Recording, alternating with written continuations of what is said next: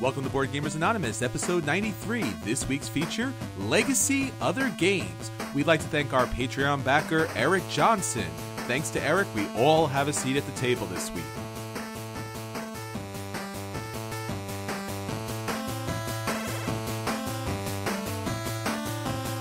You're listening to a proud member of the Dice Tower Network, dedicated to bringing podcasters together for the greater good of gaming. It's sort of like Voltron, but with better lip syncing. Find out more at Dicetowernetwork.com.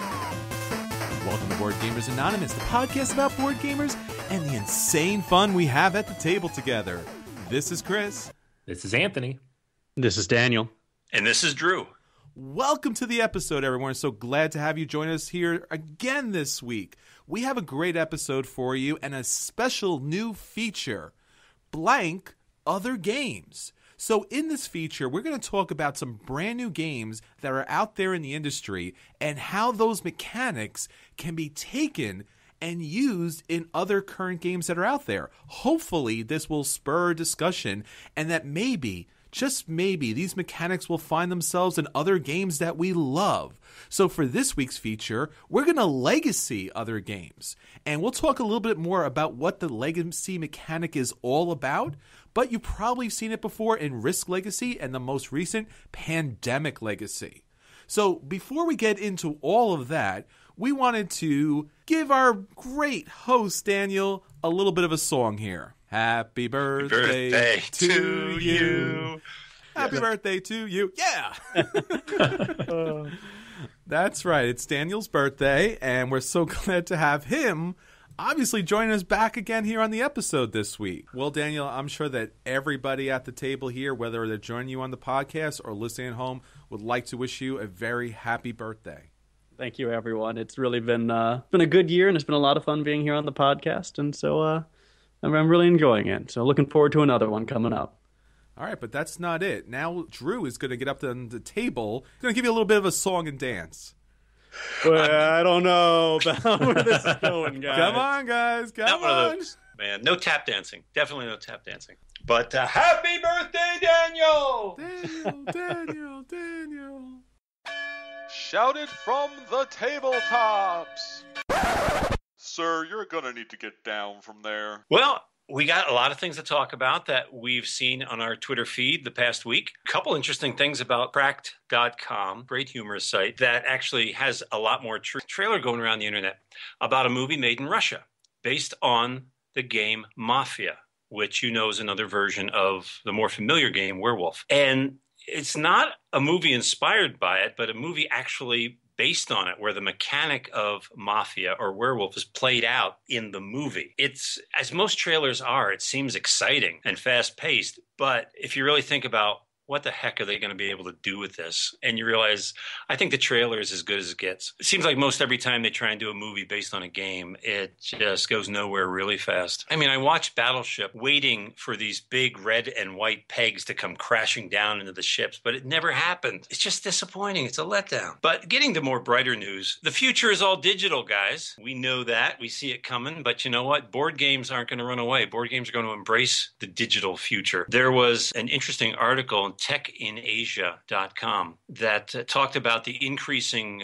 blending of digital with traditional board games. We've seen it with XCOM, very popular game, a very well-received use of it. Do you think that this is a trend that's going to continue? Are board games going to embrace the digital world even more? Yeah, I mean, it's a good question. It's interesting, too, because those two games, XCOM and Alchemist, which you didn't mention, was the other big release last year that did this, kind of got everybody either really excited or really on borderline upset, concerned about the future of board games. It's important to note, too, that there hasn't been another game since then that does this. So it seemed like a big hot trend, but it hasn't really panned out, at least not in 2015 or anything announced for 2016 yet. But I think it's something that's going to continue, and for like one of two good reasons. First of those is that cardboard has like a limited spread. I mean, we don't know what that limit is yet, but everybody owns a tablet, everybody owns a phone, and if the 250,000 installs of Carcassonne on Google phones is any indication, there's a big opportunity there for board game companies to get their games in front of people on mobile devices. So whether that means like a built-in game just for the tablet, or a port of an existing game, or a game that starts on the tablet and comes back. Star Realms was always very interesting to me because I played the app well before I purchased the card game, and I think a lot of people did because the app came out before it was easy to find that card game. Things like that are going to keep happening. On the other side, there are some games that would be almost infeasible or just unfun to play if you didn't have some kind of component. So yeah, I know certain things are vital to gameplay. You have to have that. I would like to see it also involved in sprawling storytelling games like Betrayal and House on the Hill or Tales of the Arabian Nights, where having a digital component makes gameplay so much smoother, so much easier to follow. We're talking about more than just basic apps like scorekeeping apps or something, but something that's really hardwired into the game. Definitely is a future for that. Something very specific in the digital world I've been following. I know I reported on this a number of months ago, a Bitcoin-based collectible card game called Deckbound. And they've been developing that even further now. And they created a platform called Bitbind for the trading and lending and selling of virtual cards in this set. I know something like this is being done by Hearthstone, but this is going to give market value to the cards involved in this. So they're embracing the market. Does this sound like some sort of fad, or is it something that gamers could embrace? Like, could Magic players, would Hasbro even adopt a digital platform like this? Well, it's an interesting question because the way that Hearthstone developed was specifically to avoid this kind of secondary market. They argue at least that it's destructive to the hobby overall. And while they probably were primarily thinking about being able to sell you more copies of cards because that's what these companies do, right? I actually think they might be right. The sort of runaway inflation prices you get with certain like super rare cards, it's all not very fun. It adds this weird may the richest man win element to the game that I don't really enjoy and I don't think is good for a gaming environment in general, right? Hearthstone, yeah, sure, if you spend more money, you have a better chance of getting all the rares you want and that sort of thing. But you can't have what used to happen, like when I was a kid playing Magic. You'd walk in, you'd see that one kid who's, since I was really young at the time, like their mom spent $500 buying them a deck offline. And you're going, well, I'm going to lose because you have like the perfect deck that you bought offline.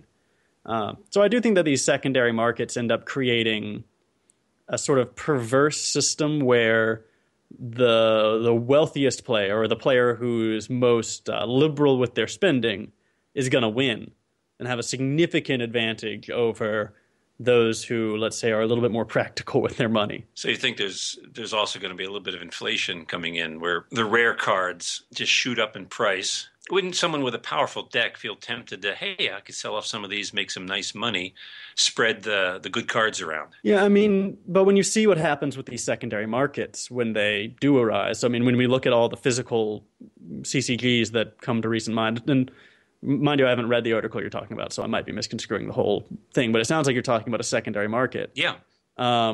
Right. You've got your first edition holographic Charizard that was $50 when it came out of the pack. You've got there's a Black Lotus that's worth God knows how much now in Magic. And these cards that just end up creating a culture around themselves, which wouldn't be such a big deal if they didn't bestow significant play advantages. And sometimes they don't, right? Sometimes they're not very good cards. They're just rare. But when you get that special combination of rare and powerful, you're going to end up with a card that is extremely expensive on the secondary market, but very useful, which is going to benefit people who can afford to buy it on that secondary market. And I think that's a problem. We'll see how that plays out. It's something I'm going to continue monitoring. I'm fascinated by this, and there's always that possibility that Hasbro could embrace the digital world even more than just using apps. Finally, one other bit of news I saw, and we sent out on the Twitter feed,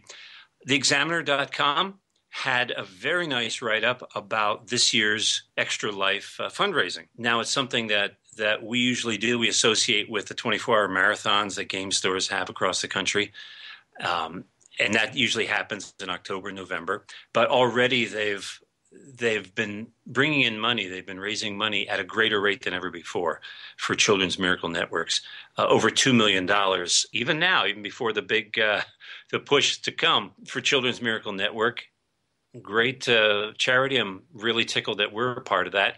Chris, where do we stand on our fundraising efforts this year? Well, Drew, this will be the third year that we're participating in Extra Life, and we are really glad to be part of a charity that supports the Children's Miracle Network of Hospitals. Now, this year we're going to do something a little different in order to be able to do some outreach to our online and our listener community beyond the tri-state area. So instead of just having an auction at a game store or at a conference, we're actually going to have an online auction where all of you listening will be able to bid for these games that were generously donated by publishers, and all of the money, 100% of the profits, will go directly to Extra Life's Children's Miracle Network of Hospitals. Now, you'll be able to get more information and details about how to support this great charity and get yourself some outstanding games by visiting BoardGamersAnonymous.com. And on the website, you'll see a big banner ad for this Extra Life charity auction. This will go for the next couple of weeks until Extra Life kind of hits its major day. And you'll get more information there about where to bid, when to bid, and hopefully how much to bid. And we're really glad to bring you all into this great charity event and join us in supporting some great kids. So thanks, Chris. That certainly is great news to shout from the tabletop. And we're going to have links to all these items in the show notes that we post along with the show every Sunday. And if you want to catch the news almost as it happens, subscribe to our Twitter feed, where we send out these fascinating bits of news. It's at BGA Podcast. And we've got a lot of interesting curiosities and our own brand of humor that I know you'll enjoy. And, hold on. Quiet. I think there's a werewolf here.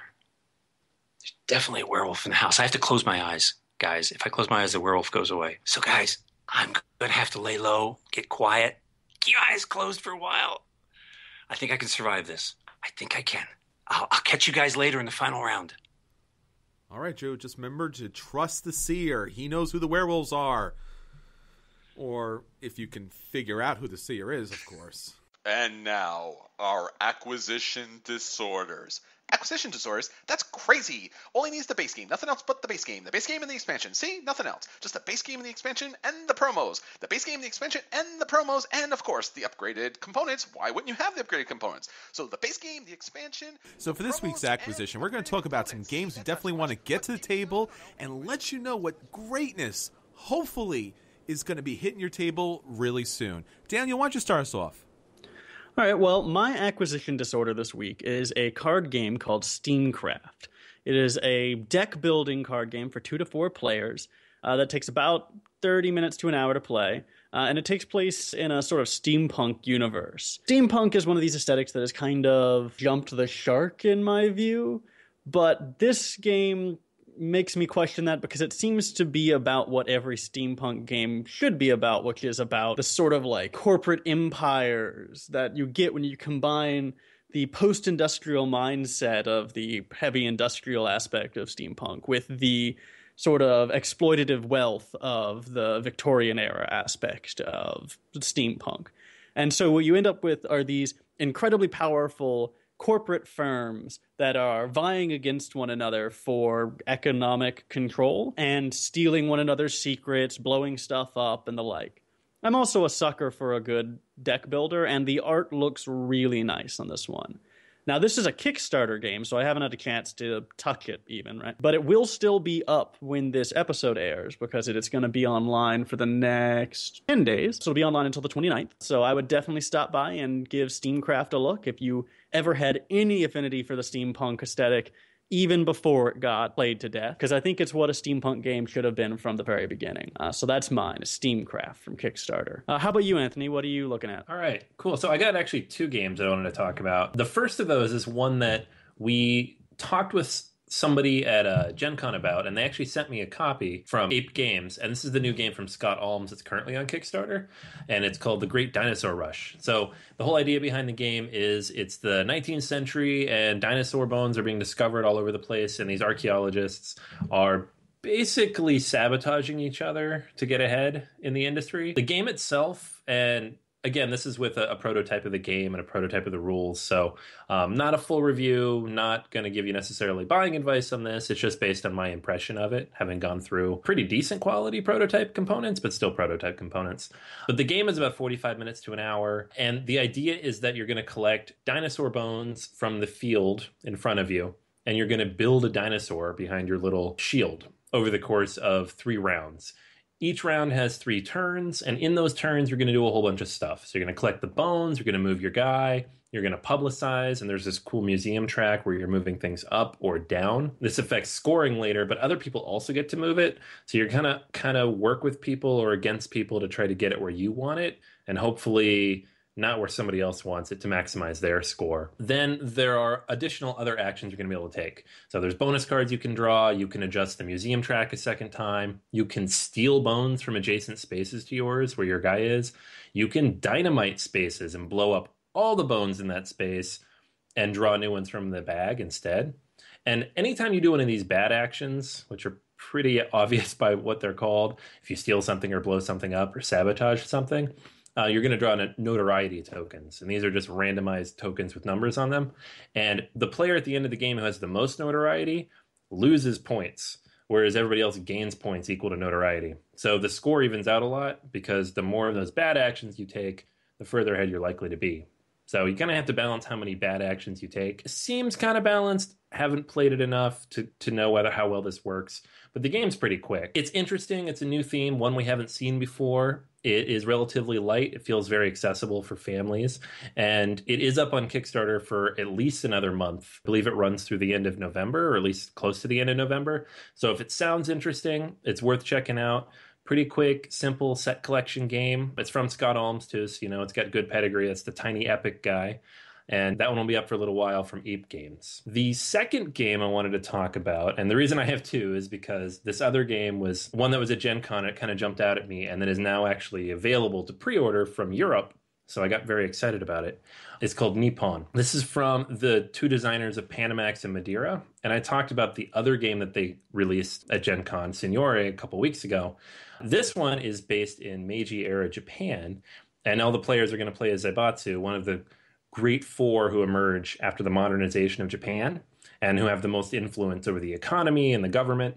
And your job is to kind of build up the industry and invest and gain influence over the different Japanese islands and all the things that are growing in a late 19th century Japan as it happens so quickly. It looks a lot like Madeira and Panamax. From the designers, they've said it's not as heavy in terms of rules or content, which is good because those games are a bit brain-burny. I really liked what I saw in this game in terms of what it offers with the engine building and the multiple currencies and the limited options in terms of worker selection. It looks really interesting, has a lot of cool stuff going on, and the theme is very interesting, something that I've always been kind of interested in that era. So that's very cool looking. This is one that I'll probably pick up. We'll see. It is available for pre-order on the What's Your Game website, and they're actually shipping it from Europe. This is not in distribution in the US yet. I don't know that anybody's picked it up yet, but if you order it now, I believe they'll ship you a copy from Europe. No idea what the exchange rate ends up being. I haven't looked this up yet, but I think it is available. You can check that out on their website or on Board Game Geek. I think the designers posted that there. But it's called Nippon. It's out very soon, and it's out in Europe right now. So that one looks interesting. Excited to see that when it comes out. Chris, what about you this week? So a game that I'm really looking forward to getting to the table this week is a game that's currently on Kickstarter. So as Daniel said, I haven't gotten this game in my hands yet, but there is something very unique about it. It's Kodama, the Tree Spirits. Now, this is a very simple, light, family, entry-level gateway game where basically you are building this wondrous tree that is going to be a home to one or many tree spirits. Now, the game starts off with a trunk card, and that's where you're going to be building from. And then as the game goes on, you'll be selecting branch cards. Now, this is really where the game play really kind of takes off, because you'll take this branch card, which actually has a branch on it and some unique things on it. It might have stars, clouds, it might have mushrooms on it, or other little things that usually you find on or around a tree. And you are going to play that card on top of the large trunk card in order to grow this tree. Now, throughout the game, and there's 3 different seasons, there's going to be decree cards. These are global effect cards that are going to affect gameplay. In addition to that, once one of those seasons comes to an end, you are going to play one of the Kodama cards, and that's going to allow you to score points based upon meeting certain conditions of that tree spirit. So maybe that tree spirit loves having mushrooms on the tree. You're going to count up how many mushrooms you have on that tree and score those points. As I said, it's a very simple game, but the fact that you're actually building a tree from cards, the artwork is outstanding. It's adorable. It's really kind of cutesy. And this game really plays with everybody. I can't imagine someone who couldn't play this game and really doesn't have much strategy or tactics to it, but it's just kind of a fun, almost like Takedo type of time. So if you're interested in this type of game, check it out. It's on Kickstarter, and it will be wrapping up on November 12th. And now, at the table with BGA.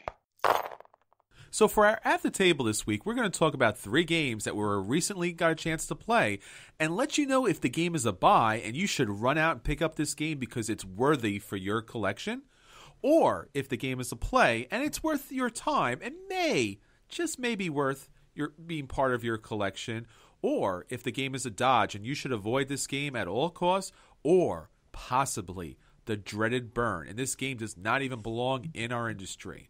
So with that said, let's talk to the guys and see what they've been playing this week. Daniel, what'd you get to the table? Well, this week I got to the table a game that we talked about a long time ago on the show, and was actually one of the subjects of, I think, the first Kicking the Habit podcast. It's called Mahayota. Now, Mahayota is a beautifully illustrated game set in a world populated by creatures from Hindu myth. And essentially, you're playing through a sort of celestial battle between good and evil, right? Between 2 sides of a celestial battlefield. Now, I don't know enough about the Hindu mythology involved to comment intelligently on its loyalty to the subject matter, but it seems rather thoroughly written. And every card, every character has some sort of further description about its significance. And that is about where the good stuff about Mahayota ends. As a game, however, it's pretty seriously lacking. It's hard to develop any strong sense of either strategy or tactics, and the game feels very much like whoever draws the right random bunch of cards at the right random moment wins. It might as well be a roll of the die, a very pretty die, right, with lots of fun pictures and that sort of thing. But it's hard to get any feeling of substance going while you're playing this game because of how swingy it is. This is not to say it's a terrible game, it's just somewhat lackluster, so I put it into the dodge category. Now, if you really like Hindu mythology, it's interesting. I wouldn't put it in the play category, I'd just skip to the buy. Like, if you want the pictures, they're very pretty, and it's almost art of its own. But as a game, it's just not worth your time. So a pretty strong dodge for Mahayota there. It lacks strategic or tactical depth. It lacks player customization. You're pretty much set with 2 pre-made decks out of the box. And essentially, you're just doing the same thing over and over again. There's not a whole lot happening there. So that was my At the Table this week. How about you, Anthony? What did you get to the table? Got a game called Isle of Skye, from Chieftain to King, to the table. It is... I actually saw this at Gen Con and was interested in it. It's a new Mayfair release, and it's a pretty small box. It looks very similar to Carcassonne, and that comparison goes a few steps further. But just the box size, you flip it over, you see the tiles, you see the landscapes. The game itself actually has a lot to do with, those basic Carcassonne mechanics too. And maybe that's the reason I didn't check it out or play it or pick it up at Gen Con. I don't dislike Carcassonne, but it's one of those games that's been around for a while and played out, and a lot of games do those similar mechanics, a little bit more advanced. But this game came out at the game night the other night. I sat down and played it, and it was very interesting for a couple of reasons. So where it differs from Carcassonne, and you're still laying down tiles every turn and connecting roads and laying out all your different terrain types and trying to get everything back to your castle, it's all roughly the same idea there. It's not the same as Carcassonne, but it's the same idea. But where it differs is in how the tiles come out, how you acquire them, and then how you kind of figure out the scoring from there. Because the game occurs over 6 turns, and each turn the scoring is different, and there are 4 different scoring possibilities. So you're going to pull 4 random scoring tiles at the beginning of the game, and each of those 6 turns, it's going to be 1, 2, or 3 of those tiles that get scored. So in the first round, it's A, second round B, third round A and C, fourth round B and D. It sounds complicated. It's really not, because the board does a very good job of showing you what's going to score and when. But it does require you to think about when to get certain things, when not, when you can hold back, when you need to rush on something else. Very interesting in that way. And then in terms of how you get the tiles, every turn you're going to draw 3 tiles from the bag and place them face up in front of your screen. And you're going to bid on 2 of them and axe one of them. And the one you axe goes back into your bag. The cool thing is nobody else can see which one you're axing. So maybe they're thinking, ooh, I could bid on that tile, but you've already decided you don't want it and you don't want anybody else to have it. So it's gone. The amount that you bid on the other 2, though, is going to be the cost. So if somebody else wants to buy that tile, they have to pay the amount you put on it. If they do not buy it, however, you lose that money and you get the tile.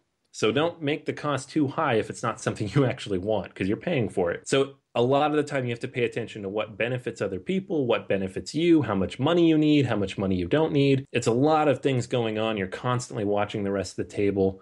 And because of the way the tiles are set up and because there's no text here, it's language independent mostly, you can easily see what everybody else has. And that's really cool. The best part about the game, though, is how fast it is.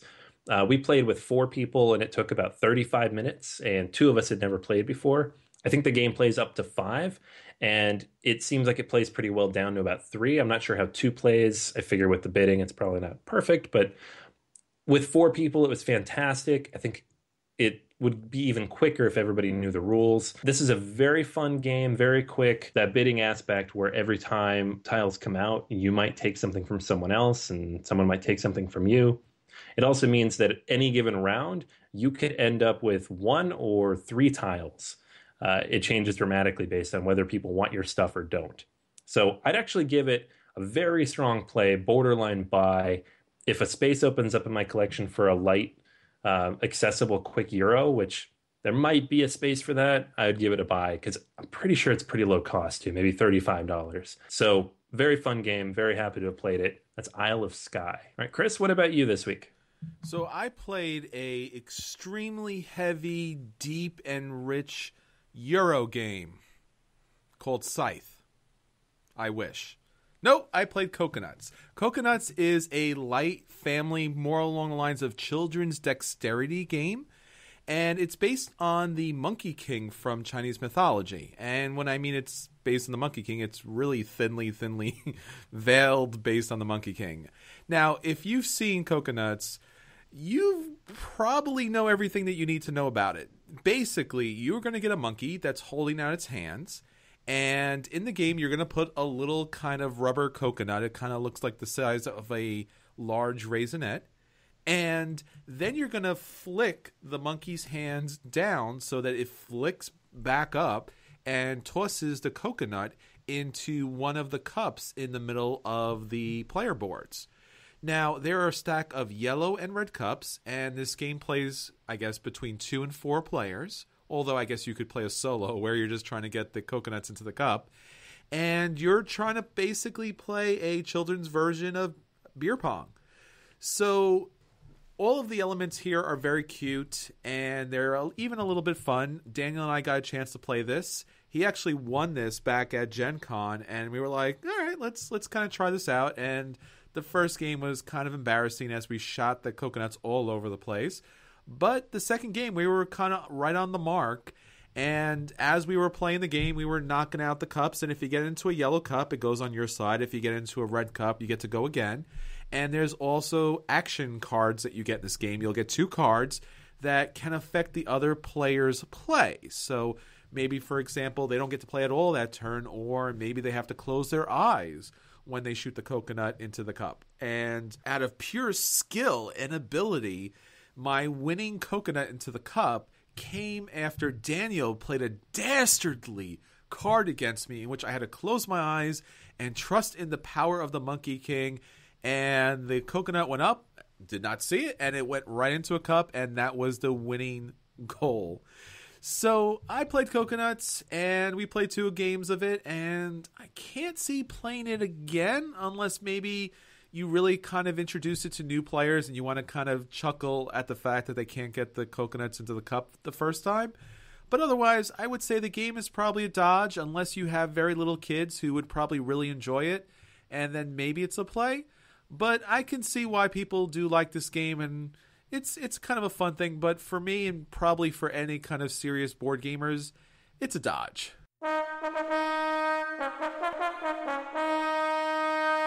And now, BGA's feature review. So for our feature review this week, we're going to talk about blank other games.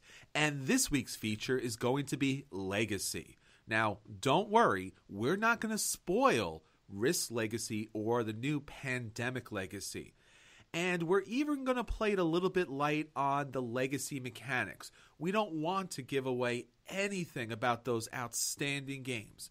But we're going to talk about some of the very soft overriding features that come into play when we're talking about Legacy games. So there are no spoilers here about any of those games, and anything that you probably already know about Legacy games just from hearing it broadly, it's basically what we're going to talk about here, because we think that we have 3 outstanding games that truly deserve the Legacy effect.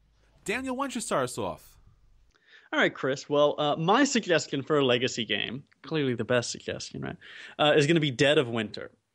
Now, Dead of Winter is, I'm sure everyone knows about, like the darling of 2014, right? A sort of semi-cooperative with a potential traitor mechanic thrown in, zombie survival game, right? Zombie apocalypse survival game where you have this small defended compound and you're trying to get survivors together and gather supplies and make it through. There's a lot of things that I think make Dead of Winter a good choice for a Legacy mechanic. One thing is that they've got some established locations, so you can do things like, oh no, the police station burned down, so we can't go there anymore. Or, the grocery store is overrun by zombies, so we have to retake it if we want to go there, right? So there's a very natural way to do that. You can also introduce new elements as new things happen to you in the game, right? So one thing that crosses my mind is that there's one Crossroads card. This is going to be a mild spoiler for Dead of Winter for one of the Crossroads cards, but those aren't really like hidden information anyway, so sorry. But there's a Crossroads card which indicates that like the Chinese government is sending aid to you. And so you could have things like, a Chinese military outpost that gets overrun or something, right? You could have these new places open up. You could have new people join, right? You could have a small squad of Chinese commandos enter and join your group. You can also have a natural thing to do it. So you've got these character cards. So, you have a character who passes away, gets bitten, right? Whatever, you rip up that card. And even better, right? You can pull out like the zombie version of them from the special pack, right? So you can have super zombies show up because your general got bitten and turned. You can have new genuses of zombies, like new species evolve, right? Where the virus is shifting.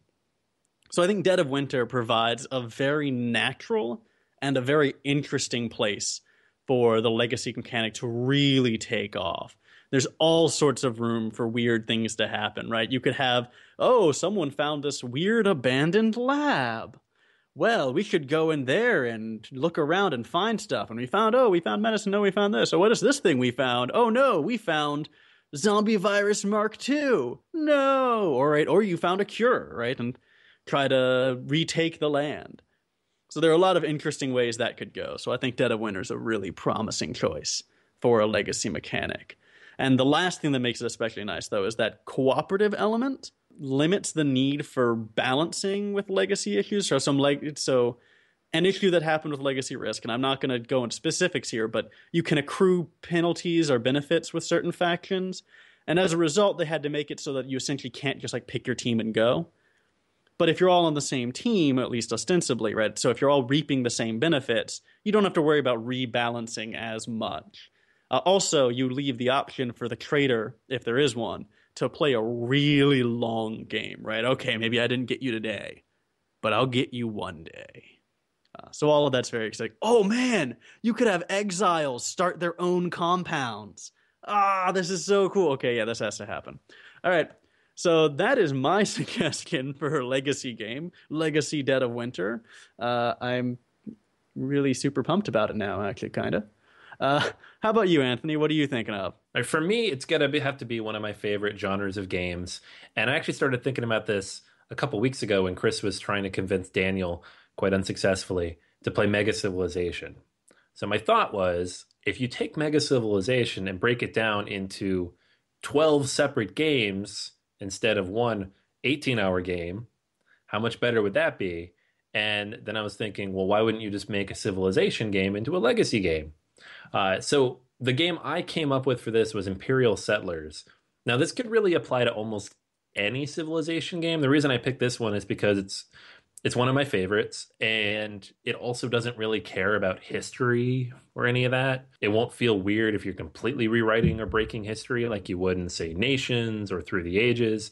But I also think Nations or Through the Ages would make awesome legacy games. So this is the one I picked. But specifically, I feel like there's so much cool stuff you could do and some really interesting twists you could throw in. The idea behind this kind of legacy game would be, and most Civilization games don't really have much of a board. They usually have some combination of mini boards and scoring tracks and cards and personal boards, and there's a lot of stuff going on there. So you're not going to get like the one big board that you slap stickers on, but there are a lot of different ways you could affect this game. To start with, anytime cards come out or are upgraded, you could add new powers through stickers or whatnot through that. The idea, too, being that technology would upgrade over time. So any of these Civilization games that kind of take place within a given era or a given technology time frame, like Imperial Settlers, they could evolve over time, which would be pretty cool. Another thing you could do is kind of take it from that prehistoric age or early history age and run it through the space age, like the Civilization games do, or like how SimCity would do, where like if you finished SimCity and your guys take off into space, you win. And of course, now that they pick up in the other game when they go beyond Earth, but the whole idea being that that's kind of the end of the arc, the end of the story that you're telling. There would be ways to keep certain advancements and upgrades to your main player board. So in Imperial Settlers, you have your main player board, which has the one asymmetrical ability there, like the thing you're allowed to keep. It also has what you get at the beginning of each round. So those could be upgraded or changed between each game. And then maybe an ability to store a certain amount of resources between games. Because as is, you can store them between turns in Imperial Settlers, but what if you could keep a certain amount of those resources between each game as well, and then start the next game with extra resources? No idea how you'd balance this, but sounds cool in my head. Some of the ideas I had twisting around in my head, like things that you could throw out there as ways to mess with people or kind of the twist in the story. Imagine if you're playing the game and an unknown new civilization rose up and overthrew a player. Let's say the weakest person, the person who's lost the most games, maybe you're in game 5 or 6. A new civilization comes up, they overthrow them. If the barbarians weren't already in the game, maybe it could be the barbarians, but it could be someone else, who knows? And they wipe out that other civilization. They wipe out the last player's entire civilization and replace it with a slightly more powerful deck that is upgraded slightly further than it would be otherwise. So it's kind of a catch-up mechanic, but also a really interesting twist. Can you imagine the jaws dropping if somebody's entire civilization got wiped out and replaced by a new one? There's a whole bunch of other unexpected events you could throw into something with a civilization impact, wars being started, more pitched battles, kind of a one-on-one war. There's a lot of cool things you could do here, and I think it would solve that problem of the 18-hour Mega Civilization game, because you could play 1 or 2 hour chunks of that one large giant game and complete your civilization's long timeline all the way up through the space age. Heck, you could even break down that giant 7-foot board into sections based on what segment or chapter you're at in that legacy game. I don't know how you do it, but I think a Civilization game of any kind would make an awesome legacy game. I know there's a 4X coming out next year with Seafall that Davio is working on, so it can be done there, it can be done here. I'm looking forward to it. Davio, get on it. Chris, what about you?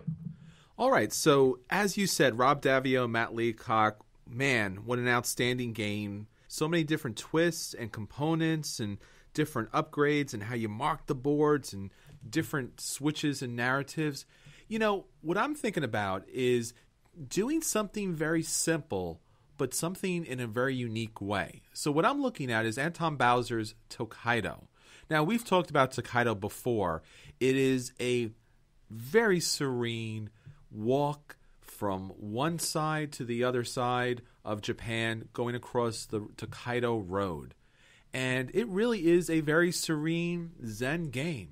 But with the legacy mechanic, it's going to add so much more. Now, if you remember what the Tokaido board looks like, you're basically going to go across and stop at a number of different locations. There'll be places to make donations. There'll be places to pick up money, have encounters, visit the baths, pick up souvenirs, and eat great food while you paint wondrous panoramas. But as one of these people journeying down the Tokaido Road, different things are going to come up in this game.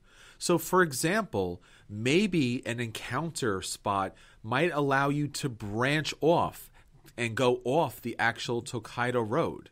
Now, actually, traveling the road of Tokaido is not just one road, but 5 different routes historically that people took. So it is keeping in the theme to branch off that one, rail and kind of go around and really do see the scenery. And maybe possibly what they could do with the legacy mechanic, as you know, when you're going down to Kaido, you stop at each inn, and that kind of wraps up a small part of your travels. So each visit at an inn can be one game. So basically what you're looking at is 4 to 5 different games in this Tokaido legacy mechanic. Now, each character has a starting ability and a different amount of coins to start with. But as the game goes on and you have different encounters, or maybe as you're visiting the temple, you can add special abilities to your character. Or maybe the encounter is a robber and you lose all your money. So you would actually add stickers to your character cards that would change the characters throughout the game. So sometimes the characters are learning something new and gaining a special ability, or as I said, sometimes the encounters or the different situations that they're going to run into actually takes away from the character. Now, there's going to be twists in this Tokaido legacy, because as you go on throughout the game and you branch off, you're going to learn different things about what's going on during that period. And actually, in fact, there is a very famous story from the 1700s called the Shankmare, where it is almost a comedy of 2 guys traveling down the Tokaido Road who kind of run into different misadventures. And that's really what I would incorporate in this game, different misadventures that would lead to each individual character becoming something of a substantial historical figure. Or maybe there's another mechanic where the panoramas are actually showing something in the background. Now, usually when you play Tokaido, you're just kind of grabbing those cards and throwing them down.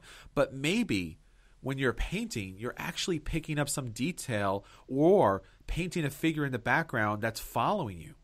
Now, finally, what's really interesting about the legacy mechanic is not just marking up the board with stickers and shutting down shops and adding different character abilities or taking different abilities away, but it's the plot twists that come into the legacy mechanic. So maybe, in fact, the major plot twist to the Tokaido mechanic may be that, I don't know, maybe it could be a Sixth Sense mechanic, and these characters have been dead the entire time, and they're kind of reliving their past travels down the Tokaido Road. And maybe the figures that you're seeing in the panoramas are actually the characters as ghosts, and they're just spirits traveling along this road, enjoying the times that they had. So this game, while very simple, opens itself to a lot of different possibilities, whether it's historical, whether it's spiritual, or whether it's just trying to accumulate the right number of experiences and items in order to match a final destination card that you get at the beginning of the game that nobody else knows about. So Tokaido, an absolutely positively outstanding little legacy game. And now, our final round. Guys, hey, I made it back. I survived. Woohoo! Can you believe that? I actually hid in the closet. And I hid in the closet so long that everybody else got tired of waiting for me and they just left. So last man standing. It's all that matters. Earlier in Shout It from the Tabletop, there's one other link that we sent out. I didn't mention then, but I thought it'd be great to mention now. There is this homecoming parade in Missouri at a small college there. The theme for the floats at this homecoming parade were board games. So people created floats that resembled different board games or had that theme. And I thought, how cool would that be to create our own floats for our little Board Gamers Anonymous parade? I think it would be awesome to build a float around Battleship. Not about the game Battleship, but about a giant battleship. I would love it.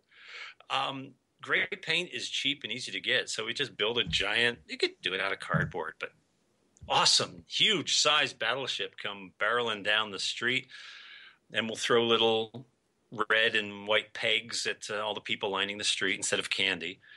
But I think that'd be a lot of fun. Daniel, what float would you design?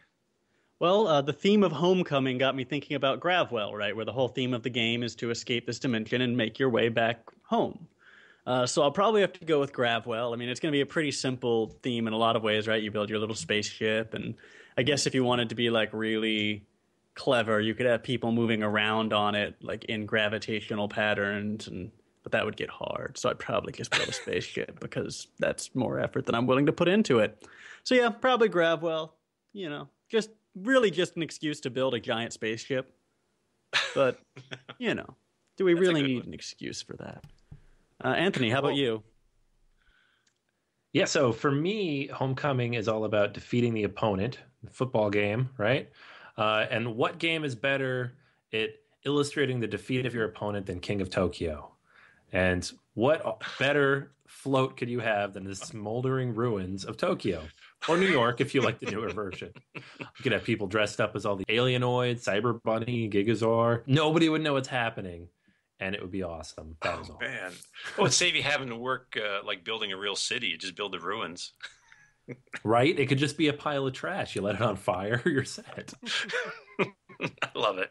Chris, what would be your float? Well, the float I'm going to go with is the board game Survive, Escape from Atlantis. So picture this. You got this giant island with a volcano going down the street, and then all of a sudden, poof, the volcano goes off, and then different parts of the float kind of fall away from the main float and kind of cast out the different people that are on top of the float down to the street.